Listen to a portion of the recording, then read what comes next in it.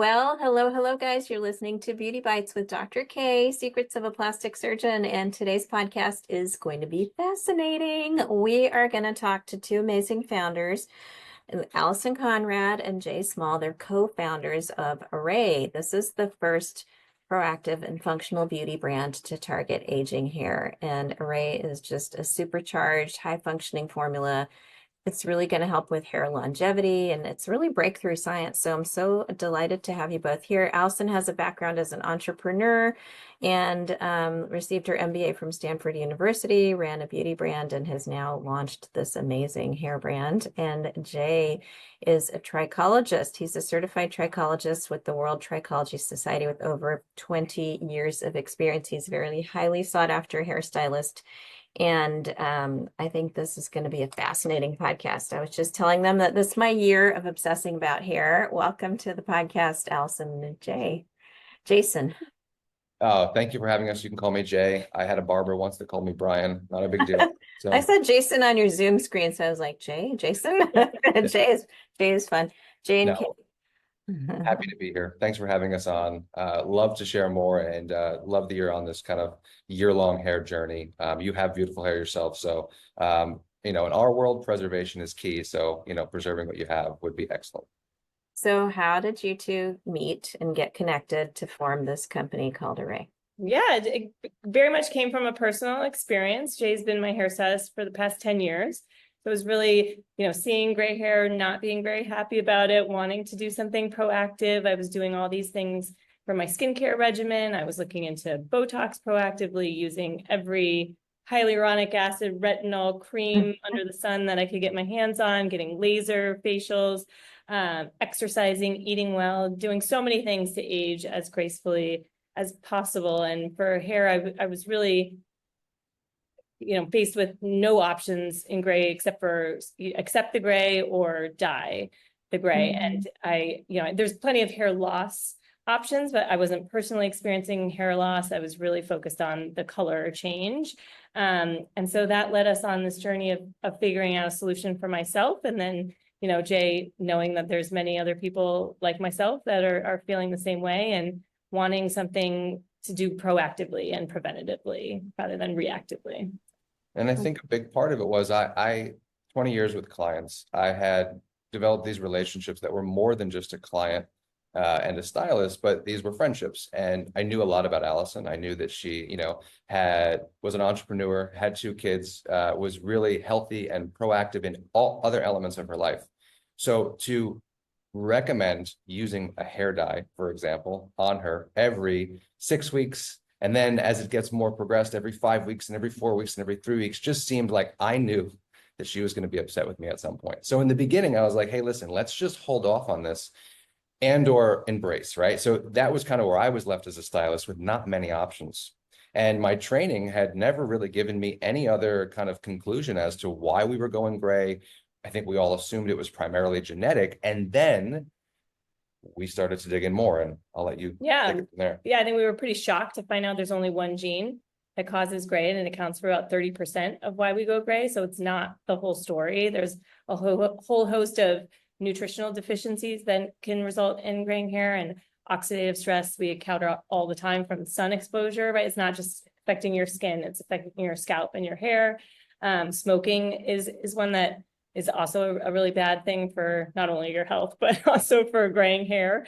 And so around the same time, my dad is our medical advisor. He's an internal medicine doctor and a clinical pharmacologist. And he had found an article through NIH linking increased risk of cancer from at-home hair dye use. So we really thought, man, we think industry is going to change a bit. And we want people to seek out healthier ways to dye their hair. Box at-home hair dye is kind of the scariest way, but there's other ways that you can deal with gray hair. We wanted to give people a little bit more control, a little bit more feeling of having the ability to do something proactively. So that's what led us to the supplement. That was our first product that we developed with a chemical engineer from MIT. My mom's a dietitian, so that helped as well. And then it was really testing the product on Jay's clientele at first and then launching to the public. Amazing. Well, can you talk a little bit about that gene? You mentioned that there's one major gene for Yep. hair color. So it's called the IRF4 gene. And what it essentially does is it down regulates the production of an enzyme called tyrosinase. And the way that this then affects your pigment is it slows down the pigment production, but it doesn't mean that if you are, predisposed to this gene, that you have to, go gray and that's the inevitable truth. Actually, we were quite surprised, but, with the amount that it accounts for kind of in the landscape of what can cause depigmentation and graying, from our clinical study, we actually found that, our system, which is our supplement and our serum combined, it had effectiveness on 88% of the people in the active group. And so what that means is it potentially as effective on someone that is carrying the IRF4 gene in their genetic, disposition? Maybe not, but it doesn't mean that if you have this, you can't. Now, personally, I heard Dr. Bauman talk about this on one of your last podcasts that I listened to, but he was talking about his father being fully bald and his grandfather having, pattern baldness. And so I think, you mentioned how he has such a great head of hair. For me, my father and my grandfather were pretty much white. But also there's a lot of factors, right? They were both heavy smokers and drinkers and did things that potentially weren't necessarily the best for their long-term health, which has a factor. And I think a lot of us assume that, oh, my mom and my dad were this way. We look at the genetic component, but we don't look at the lifestyle component and what the similarities are and what we can differ about that moving forward. That's so important. I think people assume their DNA is determinative, but it's actually 80% of your aging is the epigenetic influence of the world and the environment on your genes, and 20% is the genes. You can really change how your genes express. So that sounds like what your product is doing. In terms of so maybe you have a deficiency of a gene, but maybe you can amplify its activity with these various antioxidants and supplements. Well, and I think to that same point, what we also have to remember is that hair is non-essential, right? Yeah. Hair is there to protect against some sunlight and to regulate body temperature, but especially then hair pigment is even really not essential. Yeah, so kind of break down and delineate this. Like we always in the beginning, we were looking at it as what is gray hair messaging from the body. Now we hear a lot of talk about premature gray, and we know that the variable is early as teens to 20s and as late as 50s to 60s. But regardless, when you're in your late 20s, early 30s, and you're starting to see this, less running to put some dye onto it. What are we responding to? What's the body trying to tell us about our nutrient deficiencies or potential exposures to these other things that then get amplified by an oxidative stressor like hair dye? Maybe it's like an early warning indicator that your body's telling you oh, the color's changing. There's a lot of stuff going on in here. Well, I think we see that though. We notice with clients of mine that, have had a little bit patch of hair loss due to, a stress in their life, right? Typically that's when they go to the doctor. The stomach ache that they had for 8 months prior, right? Didn't get them there, but the aesthetic change is what's going to trigger us. So, I read somewhere that people who get gray early in life often have had acute exposures to severe bouts of stress. And also I was talking to some of my clients are performers and singers. So funny, I had Becky G in the office, and she and I were both complaining about how our hair started to go gray at such a young age. And we were both like, it's kind of like the performance stress of get up there on the stage and you get this jolt of you have to be so intense and stressed. And that's like when I'm in surgery or those kind of things. So people who have those repeat exposures to sudden stress and high stress, it's very common. Is there an age where you should start proactively worrying and caring about how to nourish hair so it doesn't prematurely gray? What age should we start this process? We always say it's less age and more like the first gray hair that you find. That should be your indication, ideally before that. But we also realize a lot of young people who have so much optimism and are like, I'm not going to go gray. It's not going to happen to me. It's you kind of have to feel that initial first pain point of okay, this is happening. But we always say that should be the moment you think of adding to your hair regimen. We're doing so many things for the skin proactively before we see wrinkles or age spots and or like loss of elasticity. You know, we want what skincare was 10 to 15 years ago, we want hair care to be now. And you know, you can substitute. We have a shampoo and conditioner that you can, that's an easy swap that you already use. And then there's the additional steps that we think are pretty easy to put into your routine of taking a supplement and using a hair serum. But as you go through this process, you need to add to your hair care regimen. So as soon as that first batch of gray arises and we try to dye it, are we actually increasing the amount of damage that the follicle goes through and then triggering more graying?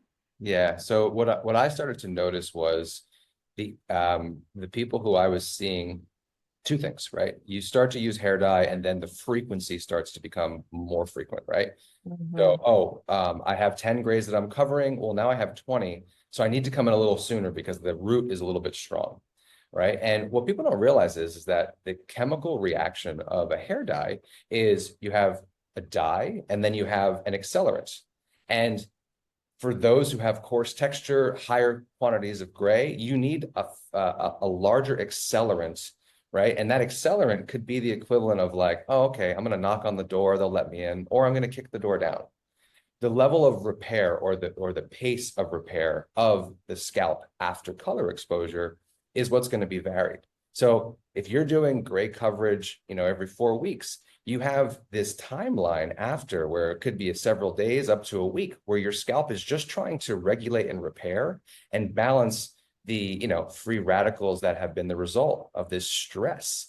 And then if you go around and do that 4 weeks later, you're having it happen again. And it doesn't just affect the pigment, it also affects the general density and the growth factors. And I know, again, not to reference back to another podcast that you had, but, you know, we realize how sensitive the hair follicle is, and, you know, the amount of cellular activity that these follicles have. So yeah, when we do these kind of stressful endeavors, whether it's, you know, being in a little bit of sun for a longer period of time without any UV protection, or, you know, using hair dye, this can have a long lasting effect. Yeah. But I will say we also have products to help mitigate that. So we have, it's called Calm It Down. It's a post hair dye serum that you can use. It. We did a clinical study on it and is relief within 15 minutes from the irritation from hair dye. And then we always say a great analogy is, you know, hair dye is like Botox and our products are like wrinkle cream, retinols, SPF, the daily things you do to maintain your hair. So we're not here to listen, it's a personal choice. Everybody can live their lives. Some people are not comfortable with showing any gray hair and want to dye. That's okay. You can use this in conjunction to help prolong the time between hair dye and just have your fabric of your hair be improved. Yeah. And you know, always prioritize professional relationships. Yeah. It's the same way that, you know, Dr. K, there's things that you're going to do in office or different creams or different treatments that you are going to be able to perform that are going to be best under your supervision. And hair dye is one of those things. So the fact that 78% of people are using hair dye at home, that's more what we're trying to help kind of curb. We want you to use, you know, great ingredients that are, you know, healthy and balanced and with professional guidance. Calibrated to, yeah, specifically to you. Yeah. Yeah. Are there particular dyes? You were mentioning the box dye is the very, very worst. So what do you recommend if people are going to dye their hair so their follicles don't take so much of a beating?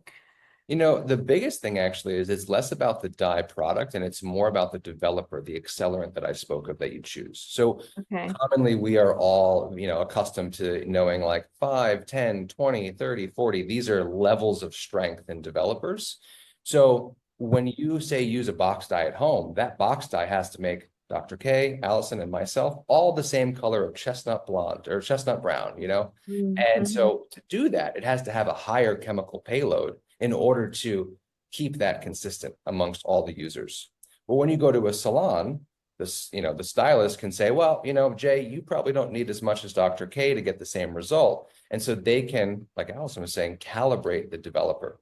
So it's less about the dye and what you're choosing, and it's more about saying to your stylist, hey, do I need to cover my whole head? Do I need to use 20 volume developer? Can you put some in a foil? You know, like there's these elements of questioning that we can do that can make any color safer. Interesting. It almost sounds like I should get an IV glutathione and NAD infusion right around the time of hair dye, right?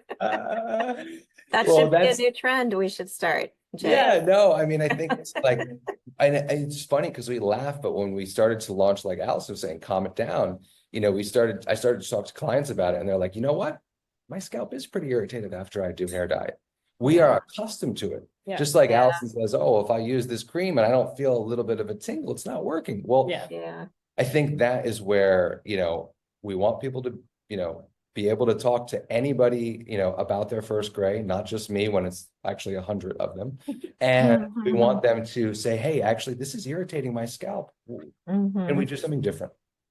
Yeah, a little bit about the role of the mitochondria and the oxidative stress and loss of melanin. Can you talk a little bit about that? What's happening in the hair? Yeah. I think the big thing is like we spoke about earlier is again, the hair is non-essential, right? So when we are consuming high amounts of processed foods, we're intermittent fasting, we're not eating a well-balanced diet, we're not using any type of supplementation. For us, Arey is an inside out and an outside in approach. We have topical treatments that can act like a jumper cable to make it more layman to the hair follicle itself through the scalp. But then we also have a supplement called Not Today Gray, which is the fuel that is going to provide the B vitamins and the calcium and the iron and the essential things for blood circulation, cell turnover, and like you said, mitochondrial activity, so that these cells have the energy to continue to produce. And along with that, we realize that antioxidants, we're all depleted of antioxidants and not getting nearly what we need just based on the lifestyle that we live or the foods that we consume. So the antioxidants are a really important step in balancing kind of the daily stressors and the lifestyle stressors that we face. And so, we realize too that if, the cells at other parts of your body are deficient, again, we have to make sure that this supplement goes in and helps the whole body holistically. And then the result of that over time, some people will say, well, how long does it take to see results? It really depends on the level of deficiency. It depends on how many things you've been exposed to. But we do see people start to see results within 2 to 3 months, with then the rate of hair growth continuing at 6 months. That's really the optimal point where the body's balanced and the hair is really at a healthy place. So let's talk ingredients. What do you think are the target best antioxidants that are in the Arey formula that actually have to help to change the hair patterns? So I would call out, first off, black sesame extracts, which is, so when we were formulating with this, kind of early group, it was really about looking at these kind of vitamins and minerals from Western medicine, and then looking into traditional Eastern medicine techniques that had, shown, different forms of hair health or pigmentation or just overall vitality. So black sesame extract was a really powerful one. Faux tea, selenium is another, and that's what's inside of the supplement itself. And then when we go topically, we actually have about 11 antioxidants that are going to work in 2 different components. One are going to target free radicals, and the other are actually going to help with the absorption. So I know you spoke about on previous episodes like red light therapies and the TET Alma machine and different ways to improve the absorption. So we actually have about 5 antioxidants that work specifically with absorption to make sure that that tissue can accept the clinically effective peptide and the other antioxidants that are needed. So fascinating. So once you guys stumbled upon this formula, or actually, how many different versions of this formula did you go through with your, research and science team? Allison, did you remember how many iterations before you got the exact right formula? Yeah, I think we could look back on the number, because the number of our formula has the number of iterations. But listen, it wasn't so dramatic because we work with a cosmetic chemist who comes actually from the pharmaceutical world. So she's incredibly knowledgeable and was super helpful in helping us develop this. We also had another outside cosmetic chemist that Jay's been working with for many, many years. So we had a lot of trusted advisors. And I'll say too, no, just, what's interesting, Dr. K, is we didn't really have to look too far, because when it came to skincare, a lot of what we did is we found these kind of effective ingredients, but then we looked to skincare research and applied that to scalp care. And I know that that's a buzzword that we've seen, but really we were trying to better understand how, skincare takes these effective ingredients and gets them to the subcutaneous tissue and to the areas of the hair follicle where they can be effective.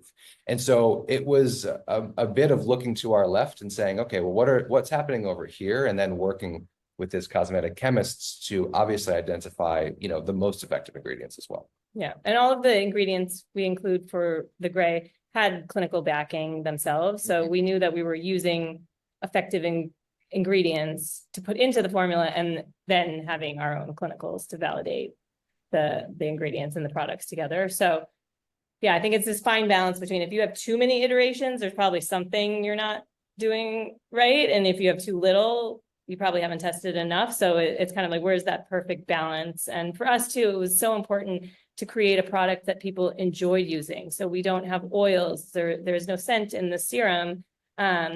We want to make it absorbs very quickly and actually adds volume. So it's kind of a styling tool as well. So it's something we don't want it to feel, even though it's clinically backed, clinically validated, we don't want people to feel it's a clinical thing that they have to do and it feels annoying and frustrating. This should be an enjoyable process. So that's where a lot of Jay's background, working in product development and hair care, is to create products that people will love to use.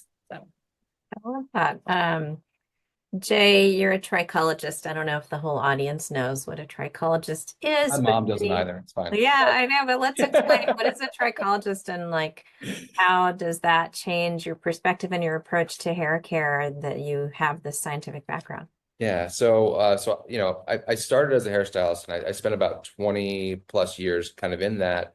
And when I was getting asked all these questions that were potentially a little bit too low grade for a dermatologist, but too high grade for potentially a hairstylist to actually understand. And so when we started, kind of looking into the business, I was like, what I want to learn is I want to learn below, in between a hairstylist and a dermatologist, what exists. So trichologist is basically a hair and scalp expert that looks at the, biology and anatomy of the hair follicle, which is where our hair grows from, and then the unlimited amount of factors, both from a lifestyle perspective or a hormonal perspective, that can affect this. And what are those causation factors that, trigger our hair to change as we age? And so I was able to sign up for this, this course where it took several years, but after learning, far more, it was so interesting because I got to the page about gray hair and they said it's complicated.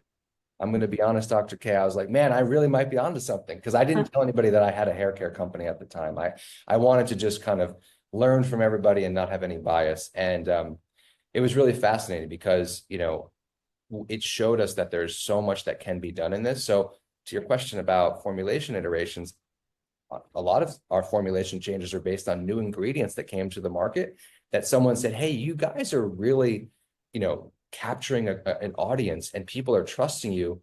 Have you thought about this? And that'll continue to be our ethos, is finding the best, most effective ingredients and trying to make it not necessarily 100 products, but these are the 10 that I need to start with. So trichology helped me also do these personal consultations because hair is so intimate and sometimes people don't know who to go to. So I talk about flakes, I talk about loss, I talk about, different hormonal changes and different phases of life through trichology.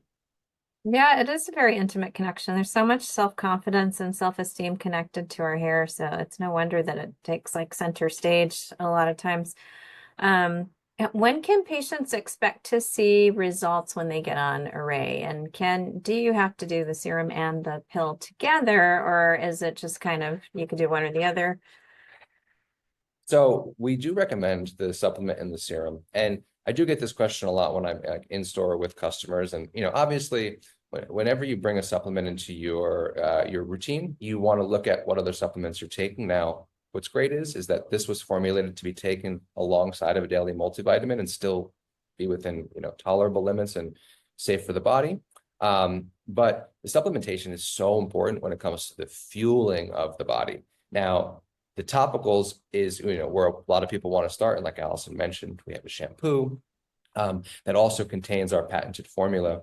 But the topical is going to be the jumper cable, right? It is going to, make sure that the follicle has what it needs to, upregulate the pigment production. But if it doesn't have the fuel from, to give the cells what it needs to continue to create that, it's going to be in a deficit. And we also completed a clinical study where we showed, and we can talk more about the results kind of after this, but basically it was the supplement and serum together, and 88% of people had positive result from that, less gray hair growth, and we can kind of break down those numbers. Yeah.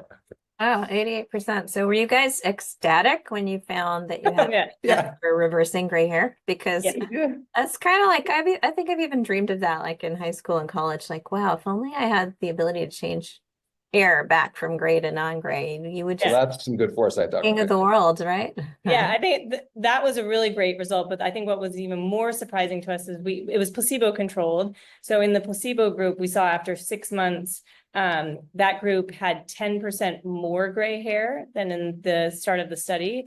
And then our active group had 13% less gray hair overall over 6 months. So, a delta of 23% between the two groups, and pretty significant. It was very statistically significant change.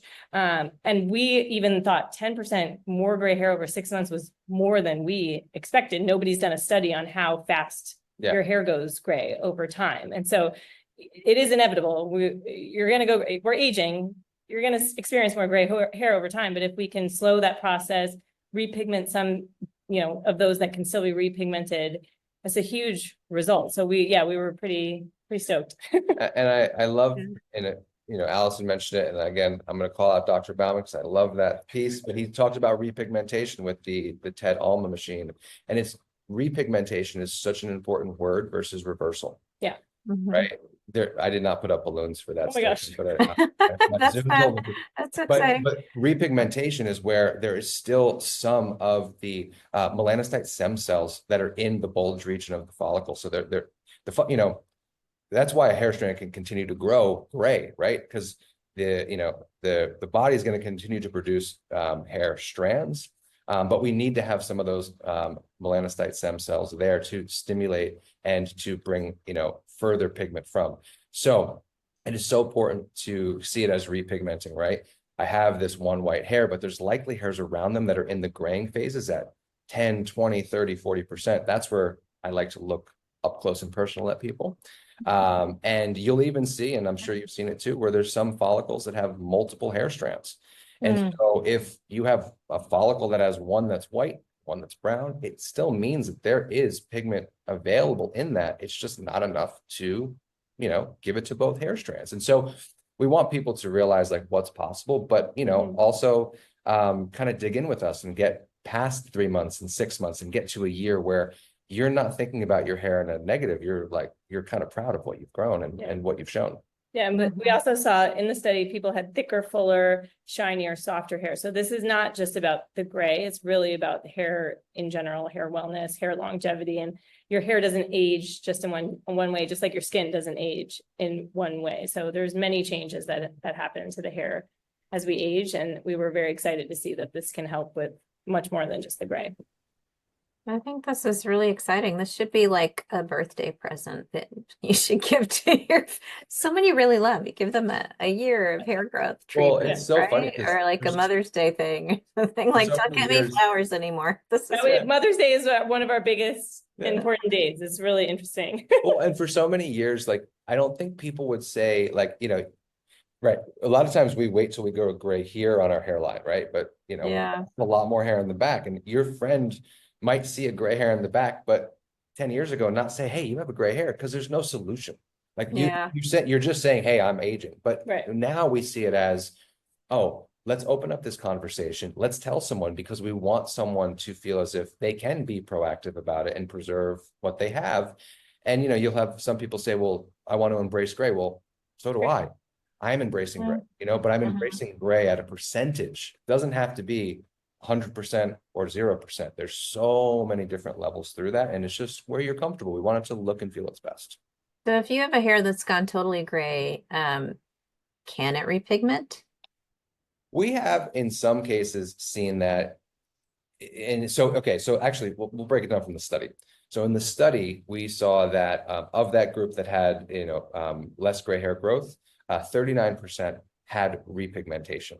And what that means is these clinicians were looking at it and they were actually, counting kind of the hairs in this area.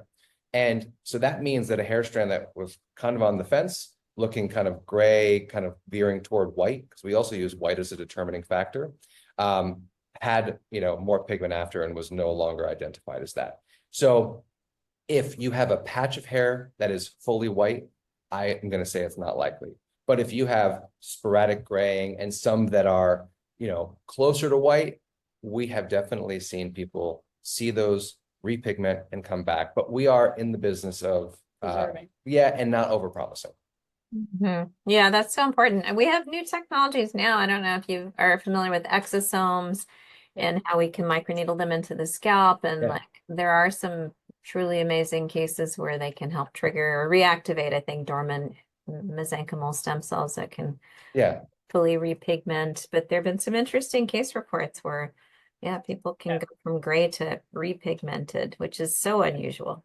No, and I think that's what we're seeing more within kind of the inside of the world with different, treatments kind of in office. And so I think it's, again, like Allison said, hair dye is going to be like the Botox and, these other treatments that are going to be within your world. And for us, we're just trying to provide great over-the-counter solutions that kind of preserve and kind of best set you up for those other treatments to be most effective.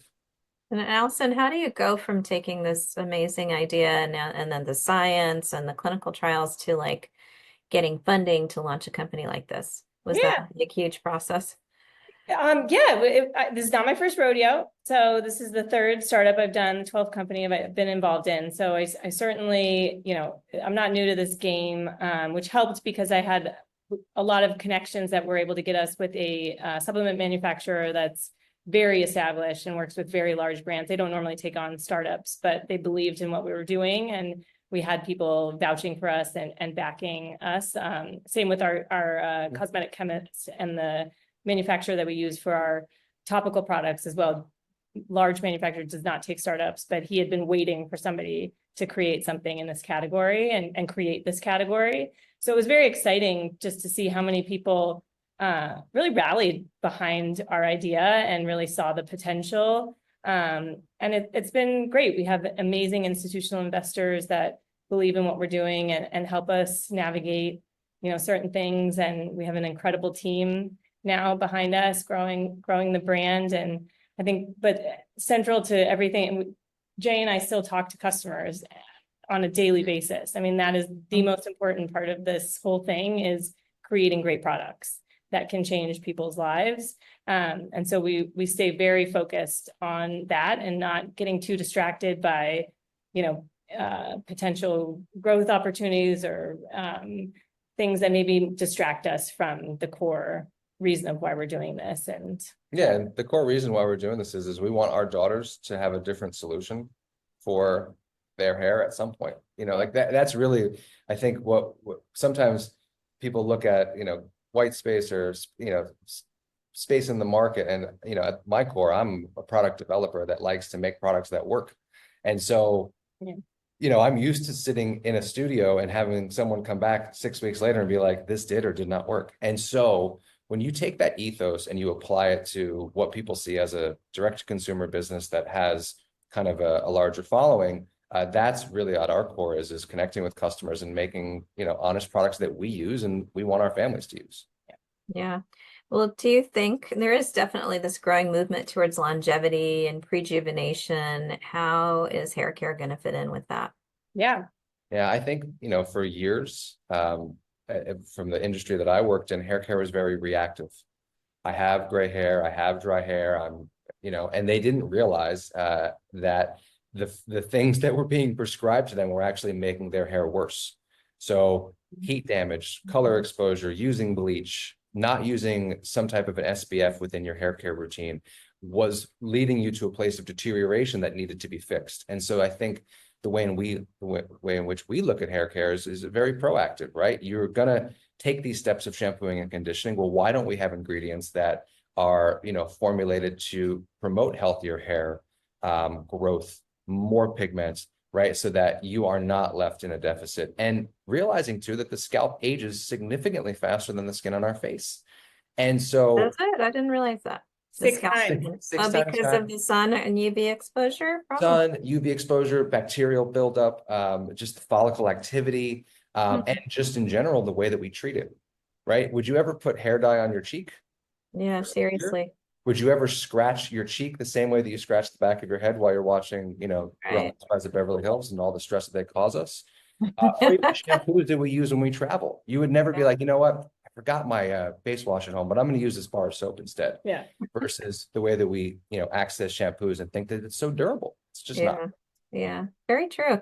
It's a similar analogy to what we do in skin and derm and plastics. Like we're blasting the skin cells with lasers, needling, and like hair is very aggressive. I feel like you said, they're bleaching, straightening, dyeing, and like it's really aggressive treatment. So I've changed my philosophy to how I approach skin. I want to nourish and nurture the fibroblast, which is the cell that makes collagen and elastin. And like, I really don't believe in using heat energy laser to burn and desiccate and destroy the skin and then let it come back because there's limited cycles of replication. All of these things have telomeres that have telomere attrition, and the same is true for the hair.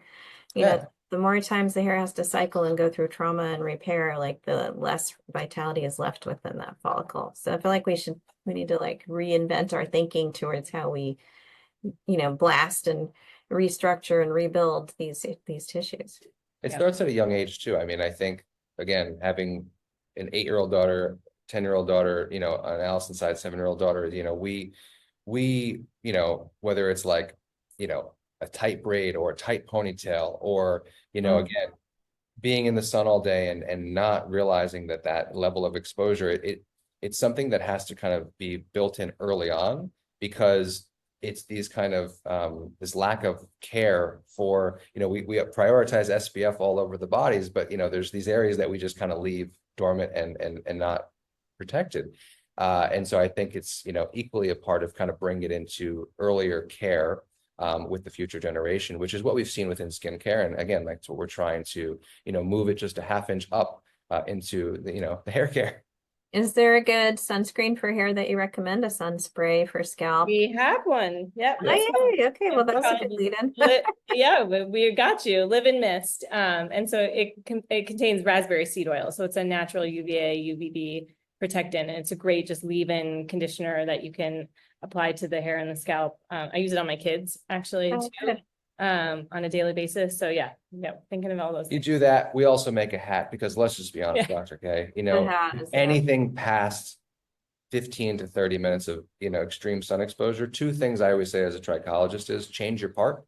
So don't keep your hair back the whole time you're in the sun. Change your part around because we traditionally see people go gray on their natural part or their front hairlines first. And that's because of the continued exposure to the sun. But second to that, when in doubt, put a hat on because sun exposure is constant, it's relentless, and as our hair ages and it degrades, it is then less able to protect against the sun. So it's this kind of big cycle that we spoke about of proactivity.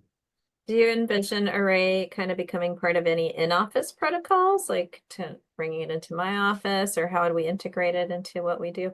Yeah, we've been working, that's why we've been working so hard on the, kind of clinical studies to make it so that we have a solution that, doctors like yourself, dermatologists and other practitioners feel comfortable to recommend to their patients just because we realize that, people are coming to you, to hairstylists, and we want to make sure that it starts, with kind of offering these proactive solutions at the point where it's very possible to be effective, as opposed to someone say, that is 70, 80, 90% white, that is, very hard to reverse and not likely. It's really important that if someone's saying, hey, I think I'd like to try Botox for the first time, or, can you help me about with retinol? Well, yeah. Now, what are you doing for your hair care routine as well? Honestly, if you're ready for Botox, you're probably ready for some good hair interventions. Yeah. Are there new things coming in the future that you guys are launching that are super exciting? Sure. I mean, so we like Allison said, we spend a lot of time with our customers on a daily basis. So we have a new product coming at the end of summer, which will be for those with coarser textures, some that have been chemically treated, to really help with conditioning the hair in a way that does not leave it feeling weighed down. Again, always formulated with clean ingredients. And then more exciting kind of as the year comes to a fold is a new topical product that will, we think, be quite groundbreaking in the world of pigment preservation. That's it? You're not going to tell me That's all more? I gotta leave you with that. If I say more, I get pinched, I get poked. I'm not allowed to. The lawyers get mad at me. But just know that Arey is not stopping with where we are at now. We are constantly looking forward to ways to deal with vitamin and mineral deficiencies, the oxidative stress, and the one thing that I speak to so many people about, which is daily stress. And I know, you know, a psychologist would say, oh, don't stress. Well, that's not really possible in the life that we live. So we have found some great research and some ingredients that will help to address these markers of stress in the future. That's interesting. More of the psychosocial stress approach. Absolutely. Absolutely. I talk to a lot of people that are finishing their residency or just having their second child, and they have these monumental stressful events, like you said, going into surgery, which I couldn't even imagine because I get stressed before doing a haircut. And, you know, it's really true. It's like, you know, you take it seriously. But it's these moments that we don't realize. And, you know, all those moments that we are in that stressful state, the hair is, again, not growing at all. It's not pigmenting at all. And if the hair's not growing, the pigment is not being pushed into the strand itself. Yeah, that's so interesting. I think those, like, we've all seen bouts of COVID causing extreme hair loss. I know you guys must have seen that in your practices. I've seen it with my clients. That it's been interesting to watch people as they transition through those phases of life, having a baby, getting a divorce. And then, like, you know, going through a COVID, like these extreme exposures definitely cause hair graying and hair fall. And it's great to have some tools. And I think to that point, you know, again, postpartum, post-COVID, you know, we see a lot of people that experience telogen effluvium and thought that it was how their hair was going to be forever. But what's so remarkable about the hair, the body, the follicle, the cellular productivity of a hair follicle itself is its ability to regenerate when it is able to and given the appropriate tools. So just like we can see hair start to propagate again and grow back after these, you know, events in our life, it's the same thing with pigment. It's just looking at them as two different mechanisms. One is for growth, and one is going to then be providing, you know, that beautiful color that we all have come to love. Yeah, I love that. Do you recommend any particular red light? I'm a huge fan of Revlon Red. I don't know if you've heard of them, but they're really great. You know, I don't have a specific brand that I look to, but I would say that I looked to sticking to professional grade tools and that are of a higher price point. So I don't have necessarily a specific brand affiliation, but I do totally acknowledge that if you're finding it on Amazon as a deal, that I would be somewhat trepidatious. And I would always recommend speaking to someone like yourself, Dr. K, or a trichologist in your area to see what's right for your specific condition. So, you know, again, I think red light therapy, though, is wonderful. And also, again, the TED Alma machine. We have a great trichologist we work here with in San Diego, in Santa Monica, that has been seeing great results. And I do think there's a lot of these non-invasive treatments that can be really helpful, both for just general hair health, but also in combination with products like us. Yeah, that's awesome. Patients, I think clients or people who are experiencing hair fall and hair shedding, it's always a great idea to start with seeing a physician just in case you need to get blood work done. Like, do you have a thyroid deficiency? Do you have anemia? Do you have vitamin D deficiency? We want to rule out all those things. And looking at sexual hormones and all of that is so important. So I encourage patients when you're noticing a lot of hair fall and shedding, that's step number one. And Often in our office, we're doing a really great injection for a hair follicle stimulator, which is a brand new thing, which I'm so excited about that I want to put that out there in case anybody listening wants to try. Like, there's a spectrum of starting on first your Botox, like you said, first you start with your hair supplements or something like Arey, and then you're going to go one step further. But this is like what we can do that's actually helping with some hair growth. Before it's too stressful.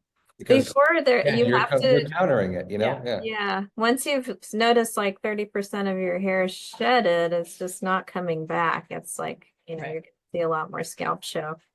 Alison, as a female founder in beauty tech and biotech, what advice would you give to other women who are building science forward brands like myself? Yeah. I would just say surround yourself with great people that you can learn from and that can help you. I think that's really been the benefit of starting this a little bit later in life, right? I'm definitely not a 20-year-old founder of like figuring these things out as I go. I think it's really important to lean on people. That's what's made this possible. I always also say to people who have ideas and are thinking of starting something, I say, if it's something that you would be so upset if you found out somebody else did it and you didn't do it, and it's that feeling of like, oh my God, dread, like I knew I should have done this, then I think that's a pretty good indication that you're onto something pretty great. But it's definitely not for the faint of heart. So, entrepreneurship is a lot of roller coaster ups and downs, but I always say this is still really fun. I wake up in the morning really energized and excited about what we're doing. I think there's so much opportunity still in creating this category and convincing people who are skeptics about what we're doing. It's really exciting. So Yeah. It really is it is a new category. You guys should be so proud of yourselves. And you have such a good synergy.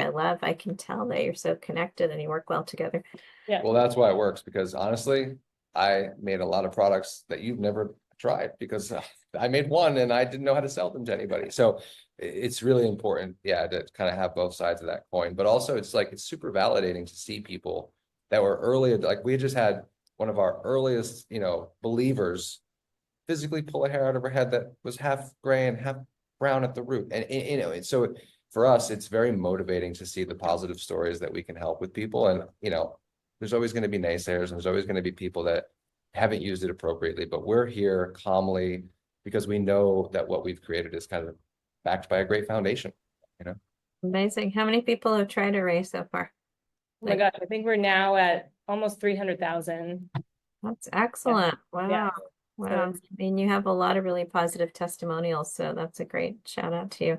Yeah. Well, let's end with some hair myths because there's a lot of them out there. What are some of the biggest hair myths consumer misconceptions about gray hair that you want to shoot down? I think the biggest one is that hair just goes white overnight. That's a big one for us. It's a big one that I was, again, thought that was true until I actually started to look at it on a really close-up level. And so, what we see is people will say, oh, my hair's starting to feel a little ashy, a little flat, a little dull, and they'll use a toner. That'll be like that's the opening point for color. And that is actually your hair graying.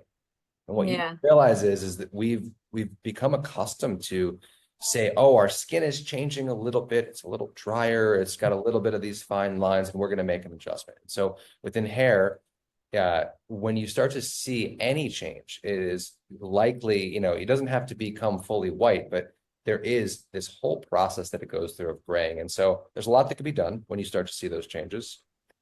What's another myth? Oh, the genetics one, but we talked about that one.